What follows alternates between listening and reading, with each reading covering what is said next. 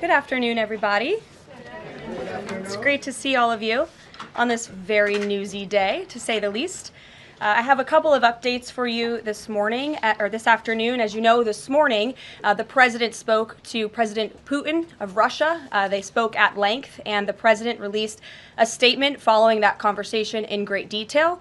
I can also confirm that the president just recently got off the phone with President Zelensky of Ukraine. His truth is as follows. I just spoke to President Zelensky of Ukraine. The conversation went very well. He, like President Putin, wants to make peace. We discussed a variety of topics having to do with the war, but mostly the meeting that is being set up on Friday in Munich, where Vice President J.D. Vance and Secretary of State Marco Rubio will lead the delegation. I am hopeful that the results of that meeting will be positive. It is time to stop this ridiculous war where there has been massive and totally unnecessary death and destruction. God bless the people of Russia and Ukraine.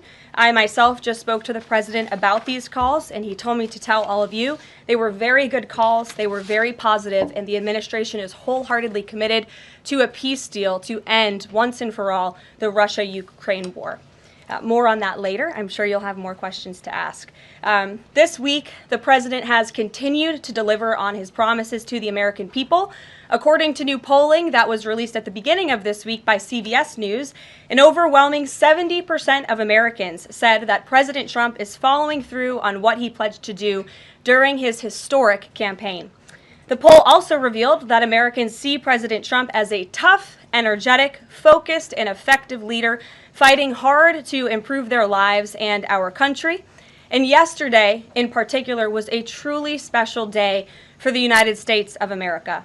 Thanks to the great leadership of President Trump and the strong and tough leadership of President Trump, Mark Fogel, an American teacher detained by Russia, was returned to American soil and met with the president here at the White House last night.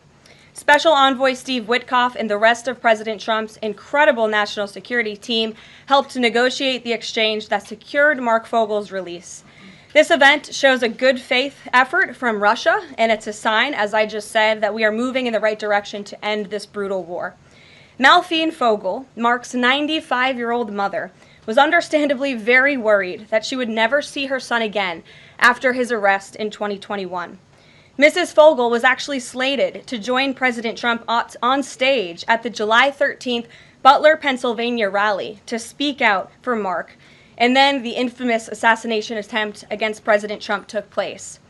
But that day, before the rally, President Trump promised Mark's mother that when he returned to the White House, he would bring her son home. God saved President Trump's life on that day in Butler, Pennsylvania, and now Mark Fogel is back home safely with his family as a result. God is good. The president also continues to bring back common sense to our government. This week, he signed an EO to end the procurement and forced use of paper straws. Taxpayer dollars were wasted on these non-functional and massively unpopular products for no other reason than it made radical activists feel good about themselves. And on trade, President Trump continues to take bold action to protect America's critical steel and aluminum industries, much like he did in his first term. And the president signed proclamations to close existing loopholes and exemptions to restore a true 25% tariff on steel and elevate the tariff on aluminum to 25% as well. This administration believes these tariffs will protect our national security and put American workers first. And in the Oval Office yesterday with Elon Musk, President Trump took further action to make our federal government more efficient and effective. He signed an EO implementing the DOGE Workforce Optimization Initiative. Now agency heads will coordinate and consult with DOGE to significantly shrink the size of the federal workforce and limit hiring to essential positions only. The unaccountable bureaucracy will finally be reined in. On another important matter this morning, Senate Republicans continued to confirm President Trump's exceptionally qualified nominees, most recently Director of National Intelligence Tulsi Gabbard, who will be joining us later at the White House for her swearing-in ceremony. It's imperative that the remainder of the president's cabinet nominees are confirmed as quickly as possible. On another important matter this week, illegal alien criminals continue to be arrested and sent home as part of the ongoing mass deportation effort of the Trump administration. Just this week, 2 planes with 190 Venezuelan illegal aliens arrived in the Venezuelan capital from Fort Bliss, Texas. Here are some of the criminal illegal aliens who were arrested in the country this past week. ICE Atlanta arrested a citizen of Nigeria who had been convicted of money laundering. ICE San Antonio arrested a citizen of Mexico who had been convicted of assault. ICE Denver arrested a citizen of Mexico who had been convicted of aggravated assault. And ICE Houston arrested a citizen of Mexico who had been convicted of aggravated assault. Now, before I take questions, I would like to address an extremely dishonest narrative that we've seen emerging over the past few days. Many outlets in this room have been fear-mongering the American people into believing there is a constitutional crisis taking place here at the White House. I've been hearing those words a lot lately. But in fact, the real constitutional crisis is taking place within our judicial branch, where district court judges in liberal districts across the country are abusing their power to unilaterally block President Trump's basic executive authority. We believe these judges are acting as judicial activists rather than honest arbiters of the law. And they have issued at least 12 injunctions against this administration in the past 14 days, often without citing any evidence or grounds for their lawsuits. This is part of a larger concerted effort by Democrat activists and nothing more than the continuation of the weaponization of justice against President Trump. Quick news flash to these liberal judges who are supporting their obstructionist efforts: 77 million Americans voted to elect this president. And each injunction is an abuse of the rule of law and an attempt to thwart the will of the people. As the president clearly stated in the Oval Office yesterday, we will comply with the law in the courts, but we will also continue to seek every legal remedy to ultimately overturn these radical injunctions and ensure President Trump's policies can be enacted. So here in our new media seat today, we have Chris Pavlovsky, an entrepreneur who has a strong passion for protecting freedom of speech. Chris started the video sharing platform Rumble in 2013 with a mission of protecting a free and open internet from censorship by big tech and governments around the globe. The platform has always been a place for independent creators to share their authentic opinions, and they have always included President Trump, in contrast to the way he was censored by other platforms in years past. Since its founding, Rumble has grown exponentially, recently marking 67 million monthly active users. It's a lot of users. If you're watching right now and interested in sitting in this seat, you can apply, whitehouse.gov/new media. With that, I will take your questions. And Chris, why don't you kick us off on this very busy news day? Karoline, thank you very much to you and President Trump. It's an honor to be sitting here in the new media seat for the White House press briefing and to be able to demonstrate why freedom of expression is so important. Rumble was the victim of censorship at the hands of multiple foreign governments. It's clear there are still many countries who oppose free speech and even target American companies. Can you describe what the administration will do to protect U.S. interests and values worldwide? Sure. Well, thanks for the very important question. And I think that free speech and ending censorship, both here at home and also abroad, is an important part of President Trump's agenda. I think first, President Trump has led by example on this front as the leader of the free world, the president of the United States, with his show of access and transparency on a daily basis. The president takes questions from all of you almost every single day and really reveals what he's thinking and feeling, and I think that serves as a great example to the rest of the world. As for tangible actions that the president has signed, he did sign an executive order, I believe on day one, certainly within the first week of this administration, to restore free speech and stop government-sponsored censorship here at home. And the EO made it very clear that federal employees are not allowed to engage in any activity that would infringe upon the American people's right of free expression. So I think the president has led quite strongly on this. And I would just add, this is part of the reason we have a new media seat, to invite new voices into this room. Again, we're going to need to expand this room because so many people are interested, and we're very excited about that. It's a privilege to cover this White House, but we want all voices to be heard. So thanks for being us with here, Chris, and I hope you enjoy the briefing. Sure. Jordan. Thanks, Caroline. Data out this morning showed that consumer prices were up across a variety of goods, and just before that report, though, President Trump called for lower interest rates. The Fed said it's holding rates steady to try and tamp down further inflation. So how would lowering rates help keep inflation in check for the American people? Sure. Well, first of all, on the inflation point, we did receive those numbers, and they were worse than expected, which tells us that the Biden administration indeed left us with a mess to deal with. It's far worse than I think anybody anticipated, because unfortunately the previous administration was not transparent in where the economy truly was. We know people at this very podium told the American people that inflation was transitory and that it would go away. That was not the case. And now the last report of the Biden administration, as revealed today, shows that inflation is still about 4.5% higher over the past 3 months. This is an indictment on the Biden administration's mismanagement of the inflation crisis and their lack of transparency in addressing it. As for tackling inflation and interest rates, the president has made his position on this very clear. He wants interest rates to be lower, he wants inflation to be lower, and he believes that the whole of government economic approach that this administration is taking will result in lower inflation. I have said that from this podium many times. The president had record low interest rates and inflation rates in his first term. He believes that the economy can handle it and withstand it, and we're doing a lot to tackle the inflation effort on this front. It's a whole of government economic approach, and I've talked about what we're doing to tackle inflation quite a few times from this podium. Tariffs, that's going to come before Prime Minister Modi's visit tomorrow? I do believe it will come before the Prime Minister's visit tomorrow, and I will let the President discuss the details on the reciprocal tariff front, but this is something he believes strongly in, and it's very simple logic as to why the President wants to impose reciprocal tariffs. It's the golden rule, which we all learned when we were growing up in school. Treat others the way you want to be treated, and far too many nations around this world have been ripping off the United States of America for far too long, and that's why the President believes this will be a great policy that will benefit American workers and improve our national security.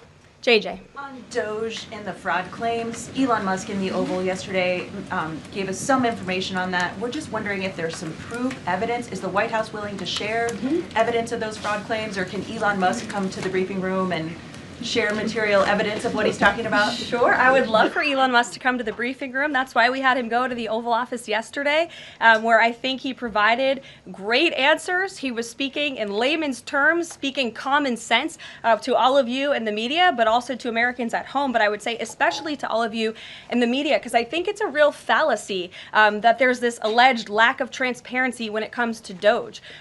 President Trump and Elon Musk have been incredibly transparent on what DOGE is doing. There is an X account with the DOGE handle. They are tweeting out what they are doing on a daily basis. They have a website where they are posting the receipts of the contracts that they are reviewing and the payments that they have stopped from going out the door. The secretaries of our departments have stopped from going out the door. And I would also say that before it was Elon Musk making our government efficient and accountable, it was some unnamed bureaucrat that none of you knew.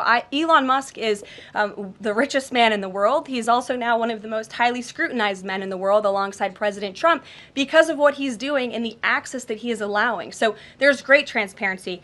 As for the actual receipts, we are happy to provide them, and I actually brought some today because all of you know I love to bring the receipts.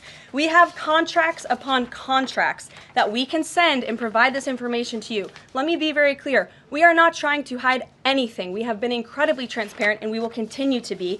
These are screenshots of contracts that DOGE found across our government. This is a DEI contract, $36,000 for U.S. citizenship and immigration services.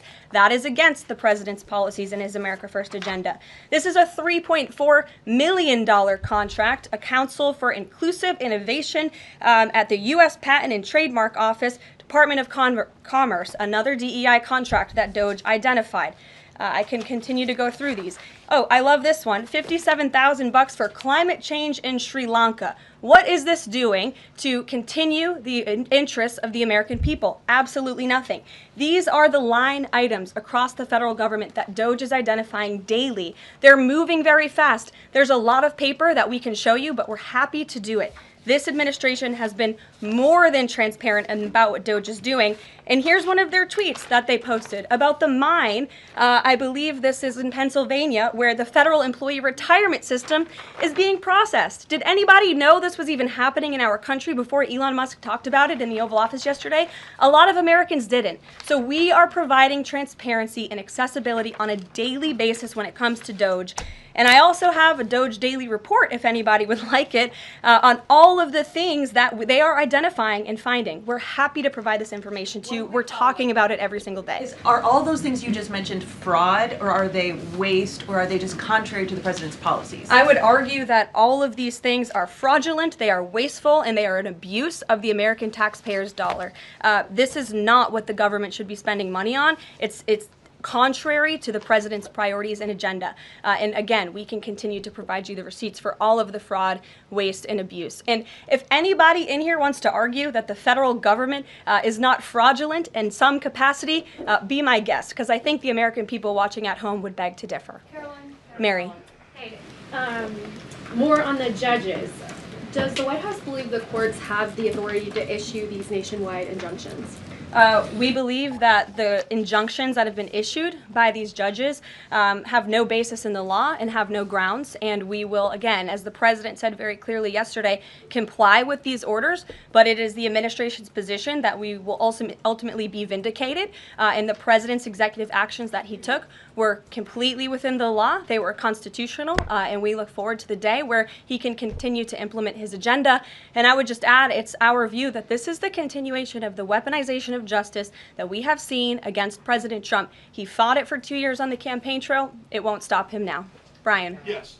I want to go back to DOGE just for a second. Earlier, the subcommittee headed by Chairman Marjorie Taylor Greene, her and her staff discovered $2.7 trillion in improper payments to Medicare, Medicaid, overseas, to people who should not have gotten it. Some in this room might have missed that press conference. Can you elaborate on what the president is thinking at this point? Well, again, that's another example. There's a very long list of the fraud, waste, and abuse that DOGE is identifying on a daily basis. Elon Musk also talked about yesterday about Social Security payments that are going out the door for people who are no longer with us, unfortunately. I would say that is certainly fraud. There's also a lot of contracts they've identified that, just as a hypothetical example, are $1 million, but only 500,000 went out the door. So where's the rest of that cash? And so that's the thing. Those are the things that DOGE is working on every single day. And I would just remind everybody in this room, this is what President Trump campaigned on doing. He's delivering on a promise that 77 million people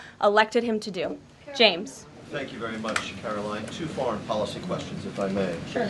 First, the statement that was released after this morning's phone calls identified Mr. Witkoff as the special envoy who will be part of the delegation that undertakes to resolve the Russia-Ukraine war. I had thought that that individual was General Kellogg, and so can you clear that up? Sure, I'd be happy to. As you mentioned, the president, in his truth, following the phone call with Vladimir Putin, said that he has asked Secretary of State Rubio, the director of the CIA, John Ratcliffe, our national security advisor here at the White House, Michael Watts, and Steve Witkoff to lead the negotiations. As for General Keith Kellogg, he remains a critical part of this team in this effort. He's played a tremendous role in getting the negotiations to this point, and he's very much still part of the Trump administration. The other subject is Iran. I took note of President Trump's comments in his Super Bowl interview with our colleague Brett Baer to the effect that he wants to do a deal with Iran. However, that interview appeared after the supreme leader of Iran, the Ayatollah Ali Khamenei, had already ruled out any additional negotiations with the United States. So kind of a two-part question. A, what gives the president any confidence that Iran will come to the table? And B, more fundamentally, why is the president interested in doing a deal with Iran instead of doing everything he can, perhaps short of U.S. military intervention, to try and hasten the end of what many of his own supporters regard as an evil regime? Well, the president has made it very clear that he will never allow Iran to have nuclear capabilities. That is a red line that he has drawn, and he will not allow that to happen. But you asked why President Trump wants to make a deal. I would remind you, he's the master of the art of the deal. He is America's deal maker in chief. He leads from a position of securing peace through strength. And I think time and time again already, in just 4 weeks, we have seen the president being able to negotiate successful deals with our partners, our adversaries all around this world. You know, the release of Mark Fogel just last night is something that I think speaks to the president's deal-making ability. This is something that the Biden administration allegedly tried to do for 3.5 years. I think you all should go back and ask some of those Biden administration officials what they even tried to do and why weren't they successful. Because for 3.5 years, Mark Fogel sat in a Russian prison, and it took President Trump 3 weeks to get him back on American soil. There's nobody better at making deals than Donald Trump. Phil Wegman. Thank you. 2 foreign policy questions. Ukrainian President Zelensky has said after the war that he wants NATO membership or nuclear weapons. We heard Defense Secretary Hegseth say that NATO membership was unrealistic. What's the president's view on the other option, on a nuclear Ukraine? I have not talked to President Trump about Ukraine's NATO membership or their nuclear capabilities. I would leave it to him to discuss. But I will tell you again that Secretary Rubio and also the Vice President, J.D. Vance, will be meeting directly with President Zelensky in Munich on Friday, and I'm sure they will provide a readout of that conversation and that discussion. And then the second question, given that this administration has called on Europe to take more responsibility for their own defense, I'm wondering, will the EU or any other European nation other than Ukraine be involved in these peace talks? I don't have any European nations who are involved currently to read out for you. Certainly, the president has employed a very strong team or deployed a very strong team to continue these negotiations. And the fact that he was on the phone with both President Putin and President Zelensky today shows that he's very much involved in this effort as well. And then just a follow-up, I guess. Sure. Should we expect the president to negotiate in person with Zelensky and Putin? I don't have anything to read out on that for you today. Maggie, good to see you. Thanks for taking the question. You talked about the transparency with DOGE and Elon Musk's press availability yesterday. There is a conflict of interest law in place that says that people who have personal interests can't interact with government entities that could touch on those. Has President Trump signed a waiver for Elon Musk? Does such a thing exist? If it does, will you guys release it in the interest of transparency that he's committed to? I have not seen the law that you are referring to. What I can tell you is that Elon Musk, as I've confirmed before, is a special government employee. He is filing the proper financial disclosure, and he is complying with all applicable federal laws. As you also heard, Elon address this directly yesterday in the alleged conflict of interest, and he said everything he's doing is very public, and if you all perceive a conflict of interest, you're welcome to bring that up. And as the president said, if he feels like Elon is engaging in something that's a conflict of interest, he will tell Elon not to do that. And Elon also said yesterday that before he moves forward with anything, he consults with the President of the United States. So we're very confident with the ethics and the guardrails that have been put in place here. Caitlin. Thanks, Caroline. I have a few things for you, but on the commitment by President Trump, he said that he and President Putin agreed to visit each other's respective nations. Are there any preconditions that President Trump has that President Putin must do before he goes and meets with him, withdrawing some forces, withdrawing all forces, anything like that? Not that I'm aware of. That doesn't mean they don't exist, but I was just talking with the president in our national security team. I wasn't made aware of any conditions, but if they exist, I'm happy to provide those. And on the president himself, he styles himself as this master negotiator. He is now deploying these negotiations, saying that they start immediately. We did hear from the Defense Secretary, Pete Hegseth, though, today saying that NATO membership is not realistic for Ukraine and neither is returning to pre-2014 borders.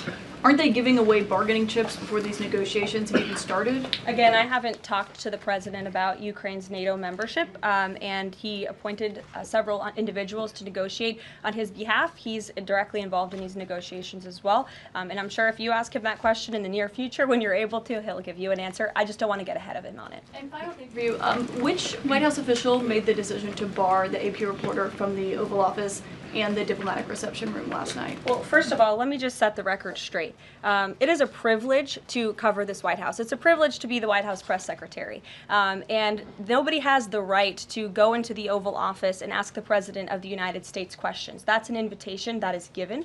And there are hundreds of outlets on this campus, many of you in this room who don't have the privilege of being part of that pool every single day and getting to ask the President questions. We reserve the right to decide who gets to go into the Oval Oval Office, and you all have credentials to be here, including the Associated Press, who is in this briefing room today. But isn't it retaliatory in nature is the argument, because there's a reason that the AP was barred, which they said was because they're not using the phrase Gulf of America, they're using Gulf of Mexico in line with their standards.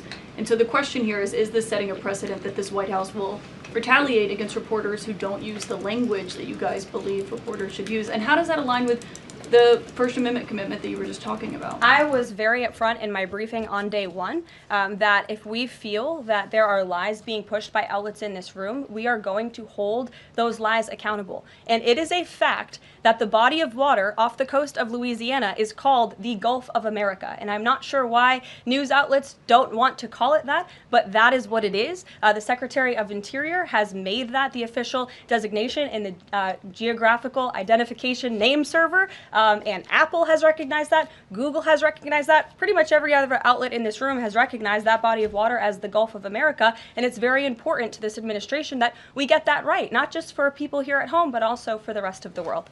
Sure. Thank you, Karoline. The prisoner exchange with Russia coming at the same time as the president is now announcing negotiations to end the war in Ukraine. The timing of that is hard to ignore. Was Ukraine discussed as part of this prisoner swap? I was not involved in those discussions, so I can't comment on whether that came up or not. What I can say is that this was a very good deal for the United States of America and for the rest of the world. As you know, we have confirmed that the Russian who will be returning home very soon, Alexander Vinnik, was a non-violent crypto criminal, and as part of this exchange, he has forfeited more than $100 million that he obtained in that illegal crime. And in exchange, of course, we got Mark Fogel, who is a middle school teacher who kissed the American soil, but kissed the ground last night when he returned to the United States of America. It was a great deal and a great day for our country, and I think everybody, regardless of political affiliation, agrees with that. And was Russia made aware ahead of time of the parameters that the administration and Secretary Hegseth was going to be announcing today? The NATO perimeters? Yes. I'm not sure. You'd have to ask Secretary Hegseth and the Defense Department on that, since he announced them. Jackie. Thank you, Caroline. Just to be clear, so when we're listening for a shift in position on U.S. policy, should we only listen to the president and maybe not the Secretary of Defense? Because what he outlined today would represent a shift in U.S. policy. I'm not saying that. I'm just saying I speak for the President of the United States behind this podium, and I will let him discuss that. Can you tell us any more about the next hostage releases? I understand another American's coming out today. Sure. I'm glad you asked. It speaks to President Trump's deal-making ability, and we can confirm the safe release of one American and two individuals from Belarus, one of whom worked for Radio Liberty. Out of respect for the privacy of these individuals, their request, we have no further details to announce on their identities, but we can confirm that one American was released today, and it's a remarkable victory on the heels of Mark Fogel returning to America last night. Anything on who the U.S. might be releasing in exchange? I don't have details on that at this moment. Anyone in exchange? I don't have details on that at this moment. I do know that these three individuals have been released and are on their way home to their respective countries. Karoline, thank you so much. Can you explain how President Trump envisions the war in Russia and Ukraine coming to an end? Does he expect Ukraine to hand over all the territory in question? Again, these negotiations are ongoing. I will allow the president to divulge any red lines that he may set, but I think as deals in the past have come to fruition, the president has proven one of the things that makes him a very effective negotiator is not revealing what he's anticipating from both sides, but he is at the forefront of these negotiations in addition to the very qualified individuals who he's tasked with speaking to both President Putin and President Zelensky. And speaking of deals, a meeting with the President of the United States offers any foreign leader credibility. Was it part of the prisoner swap with Fogel that President Trump agreed to meet with Putin? Again, I was already asked this question. I said I was not made aware of that, but we can certainly get you an answer on that. I'll check in with the NSC. Sure, Monica. Thanks, Caroline. It's clear that this administration is dedicated to both truth and transparency. We know that with DOGE, but we also know that because this administration recently announced it's going to declassify the assassinations of Martin Luther King Jr., JFK, and RFK. I'm wondering, is it likely that we're going to see more information regarding the assassination attempts on the president's life while he was on the campaign trail? In regards to the assassination of the individuals you mentioned, President Trump signed that executive order directing the respective agencies to do it. I know that that process continues and is ongoing. He's committed to transparency and the declassification of these very important files that I think many Americans are not only interested in learning about, but also have the right to know about. As for the two heinous assassination attempts on the president's life, he's spoken to this publicly. I've spoken to him about it privately, and as he said publicly to all of you, he feels he has a right to know about further information about the individuals who tried to kill him, tried to take his life. And so, if and when we get that information, I'll leave it up to the president to decide whether or not he would like to reveal it. But I believe in the effort of transparency that we've seen consistently from this president, he certainly will. Daniel. Thanks, Caroline. I wanted to ask you about the $59 million that FEMA sent to New York City migrant hotels. Secretary Kristi Noem just put out a statement saying that she's clawed back the full payment that FEMA activists unilaterally gave to NYC migrant hotels. She wrote, "Mark my words, there will not be a single penny spent that goes against the interest and safety of the American people." What does the response of the Trump administration send to any federal bureaucrats that are thinking about obstructing the president's agenda? They will be held accountable. The president is signing executive orders daily, and he expects all officials across the administration, regardless if they are a political appointee or if they are a career bureaucrat, to adhere to the will of the American people and the 77 million Americans who reelected President Trump. He is here for a reason, and he is focused every day on implementing his administration's goals and sending $59 million to a migrant hotel to house illegal immigrants when there are still people in North Carolina and California who have not received FEMA funding is not something that this administration is going to tolerate. Deanna. Thank you so much, Caroline. One on New York and one on Russia, please. On New York City Comptroller Brad Lander is accusing DOGE of clawing back $80 million that was intended for New York City FEMA funding. Wondering if you've heard about that figure, if that figure is accurate, and why that money was taken back. I have not heard about that figure. DOGE is moving very quickly, but I can get the receipts and gladly send them to you. I know that story is likely of great interest to the New York Post. John. Russia, please. Sure. Is President Trump waiting for a kind of signal or an action from Putin to go to Russia? And would he be willing to go to Ukraine in the future? I don't have any decisions to make on the president's potential visit to Russia or any in-person meeting at this time. John. Caroline, two questions, one on foreign policy, one on domestic policy. Following up on the president's call that he had with President Putin, does the president view Russia, does he view President Putin as an ally, as a partner, as a competitor, or as an adversary? I believe this nation views Putin and Russia as a great competitor in the region, at times an adversary, but as the president has said as well, he enjoys having good diplomatic relationships with leaders around the world, finding that common ground, also calling them out when they are wrong, and leading from a position of peace through strength. That's the president's greatest strength, and we've seen that again, time and time again. And then as you pointed out in your statement regarding the confirmation of Tulsi Gabbard, there was one Republican who voted against the nomination of Tulsi Gabbard. It was Senator Mitch McConnell. Similarly, how does the administration view Senator McConnell? Can he be a partner in the president's legislative agenda? Are you disappointed that he voted against not only Tulsi Gabbard, but also Pete Hegseth to be the defense secretary? I think we're greatly disappointed in any Republican who chooses willfully to vote against the president's exceptionally qualified cabinet nominees and picks to lead his America First administration.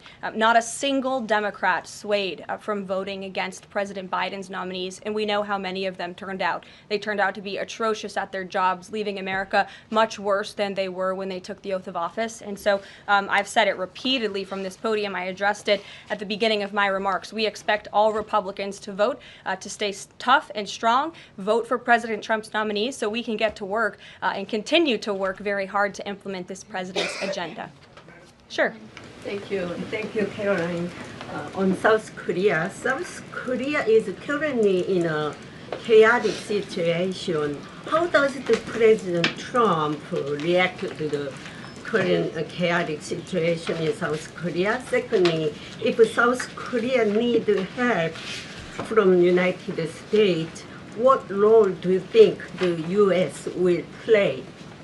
Sure. I haven't spoken to the president about the ongoing situation in South Korea. I would defer you to his previous statements. And I can also see if I can get you something new from the National Security Council, who I'm very confident the officials that are focused on South Korea are on this. I just haven't spoken to them about it, but I'm happy to provide that for you. Yes. Thank you, Caroline. Does Elon Musk have power of the presidency? Absolutely not. Right. I asked that question. I asked that question because, the Democrats have been hurling insults at Elon Musk, hurling attacks, calling him President Musk. Most recently, Jamie Raskin, the congressman, took it a step further, calling for Musk's impeachment, saying that he somehow usurped the power of the presidency. What's your response? It's utterly ridiculous. Elon Musk addressed this in the Oval Office yesterday. The president addressed it as well. Elon Musk is serving at the pleasure of the president, just like everybody else on this team. He takes directives directly from the president of the United States. And I think some of the comments that you referred to are nothing more than a failed attempt from the media and from Democrats to try to sow division in this White House. We saw them do it in the first term. We're not going to let them do it in the second term. This is a unified team who is working at the pleasure of the president to do what's right for the American people. I have one more quick housekeeping note before I leave you all today. The president wanted me to share with all of you that he had a wonderful meeting with King Abdullah of Jordan yesterday. They discussed many things, including the Gaza Strip and its future at great length. The king would much prefer that the Palestinians stay in place, with the additional land to be used for new development, which would greatly create jobs at levels never seen before. But the president feels it would be much better and more majestic if these Palestinians could be moved to safer areas. I would just add to that the president remains wholeheartedly committed to seeing peace in the Middle East, and our Arab partners in the region have been tasked with coming up with a peace plan to present to the president. That is ongoing. King Abdullah mentioned that yesterday. He also committed to accepting 2,000 sick children from the Gaza Strip, which the president called a beautiful gesture. So the administration continues to work with our Arab partners in the region. We stand closely with our ally Israel, and the president has presented this big, new, bold idea to secure peace in the Middle East, and he is not going to waver from that. And we look forward to seeing that goal of this administration achieved as well. Thank you very much, everybody, and we'll see you very soon. Have a great day.